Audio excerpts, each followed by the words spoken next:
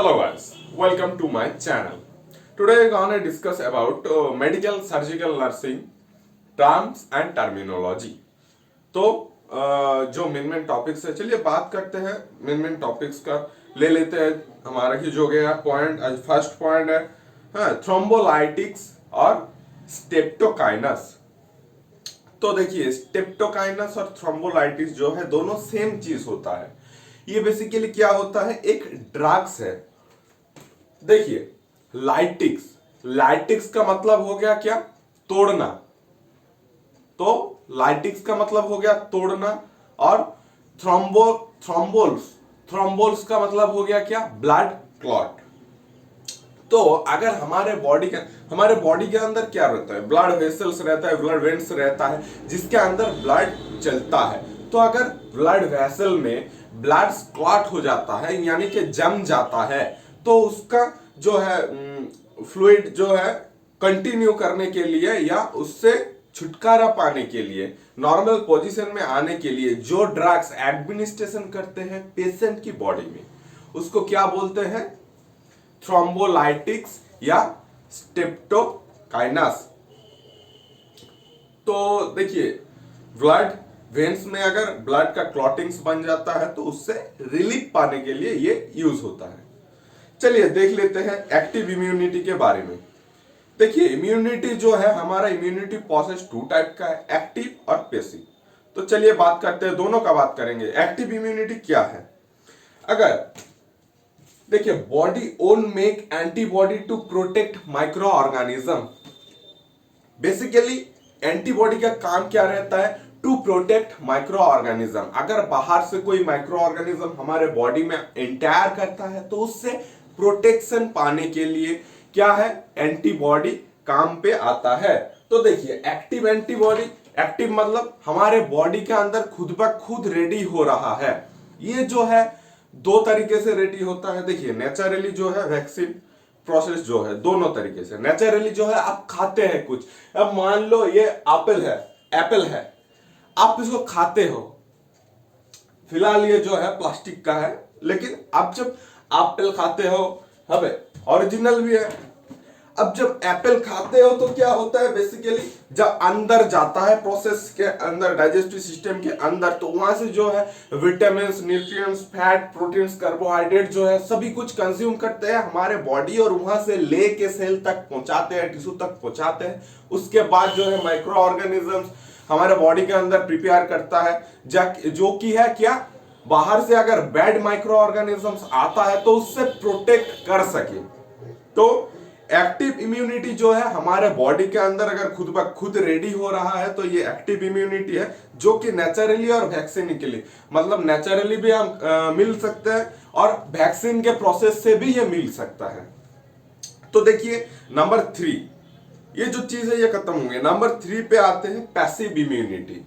देखिए एक्टिव के बारे में क्या बोला, खुद ब खुद रेडी करता है, और पैसिव क्या हो गया, मार्केट में रेडी हुआ मिलता है, उसको लेके इंजेक्ट करते हैं बॉडी के अंदर या बॉडी के अंदर एडमिनिस्ट्रेशन करते हैं, तो उसको बोलते हैं पैसिव इम्यूनिटी।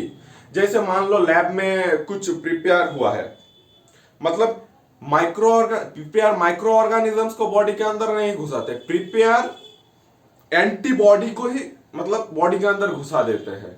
इसके जो है बेसिकली बॉडी के अंदर सिर्फ कुछ काम नहीं रहता है, डायरेक्ट जाके सेल से घुल मिल जाना रहता है इसका काम। और देखिए यहाँ पे जो पैसिव इम्यूनिटी है, आपके दिमाग में एक चीज जरूर आएगा कि जब मदर ऊंट पे बेबी रहता है, ठीक है, कोई प्रेगनेंसी औरत है, मदर के अंदर जो है बेबी रहता है, तभी कहां से एंटीबॉडी मिलता है, तभी उसके मां की बॉडी से एंटीबॉडी मिलता है। तो उसको भी बोलते हैं पैसिव इम्यूनिटी, क्योंकि जो है वो खुद ब खुद नहीं ले रहा है, उसके मां के थ्रू ले रहा है, इसीलिए बोलते हैं उसको पैसिव। ठीक है, तो ये चीज ध्यान में रखना चाहिए। चलिए बढ़ते हैं नंबर 4 पे, विंडो पीरियड। देखिए पीरियड जो है, ये वर्ड सुन के आपको ऐसा लग रहा है कि एक टाइम से लेकर एक टाइम तक जितना लेंथ होता है उसको हम बोलते हैं पीरियड, विंडो पीरियड। विंडो मतलब जनाले की पीरियड, ऐसा कुछ नहीं है, ठीक है। विंडो पीरियड मतलब माइक्रो ऑर्गेनिजम्स अगर हमारे बॉडी के अंदर एंटायर करते हैं, देखिए नॉर्मली सा बात है, आप अगर किसी घर में एंटर कर रहे हैं तो फास्ट ही दिन जाके आप सभी कुछ नहीं कर सकते, सभी कुछ नहीं सीख सकते। वहां का जो है एनवायरमेंटल को पता चलने में आप थोड़ा दिन टाइम लगेगा, ठीक है ना। इसी तरह जो है माइक्रो ऑर्गेनिजम्स भी काम करता है। अगर हमारे बॉडी के अंदर माइक्रो ऑर्गेनिजम्स घुसते हैं तो जो है फैलने में उसका टाइम लग जाता है बहुत सारा। अगर कोई मान लो कोविड का वायरस हमारे बॉडी के अंदर घुस गया तो उसको जो है उसका प्रोसेस फैलने में टाइम लगता है बहुत ज्यादा। तो जिस टाइम से माइक्रो ऑर्गेनिजम्स किसी के बॉडी के अंदर घुस रहे हैं उस टाइम से लेकर जितने टाइम तक उसका कोई पॉजिटिव एक्टिविटी ना मिले बॉडी में, तभी तक जितना प्रोसेस का टाइम होता है उस टाइम को हम बोलते हैं विंडो पीरियड। चलिए नंबर 5 पे आता है और लास्ट पॉइंट जो कि है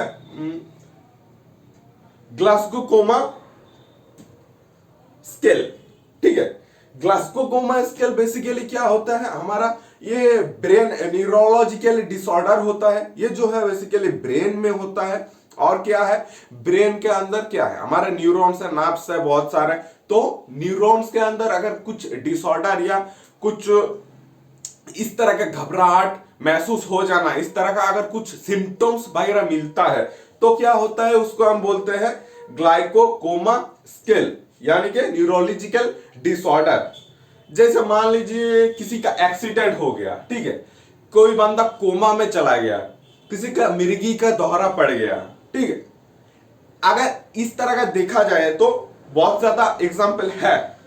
और इंपॉर्टेंट जो चीज है जो आपको फॉलो करना चाहिए, 3 इंपॉर्टेंट चीज है। देखिए आई रेस्पॉन्स, अगर किसी पेशेंट का ये जो पेशेंट होता है बेसिकली न्यूरोलॉजिकल पेशेंट जो होता है उसका आई रेस्पॉन्स देखना चाहिए, आई कैसा मूवमेंट कर रहा है इस तरह से देखना चाहिए। उसका आई रेडनेस है या पिंकनेस है या व्हाइटनेस है, उसके बॉडी के अंदर ब्लड है कि नहीं है, सब कुछ जो है मेजर करना पड़ता है। ये हो गया आई रेस्पॉन्स, ठीक है। वर्बल थिंक, कैसे बात कर रहा है, आप जब उससे बात कर रहे हो तो वो आपसे कैसे रिस्पॉन्स दे रहा है, मतलब फीडबैक कैसा मिल रहा है, ठीक है। वो भी जो चीज है उसको भी आपको ध्यान में रखना चाहिए। बॉडी का मूवमेंट या वॉलंटरी स्पेसिस, बॉडी कैसे मूवमेंट कर रहा है, जिस जिस पार्ट वॉलंटरी, हमारा वॉलंटरी मसल है, वॉलंटरी स्पेसिस है, मतलब मान लो ये गर्दन हमारा क्या नॉर्मली हिलता है, इस तरह मूवमेंट होता है, या जो है ये सॉकेट पूरा का पूरा मूवमेंट करता है, ये जो है पूरा का पूरा मूवमेंट करता है, ठीक है।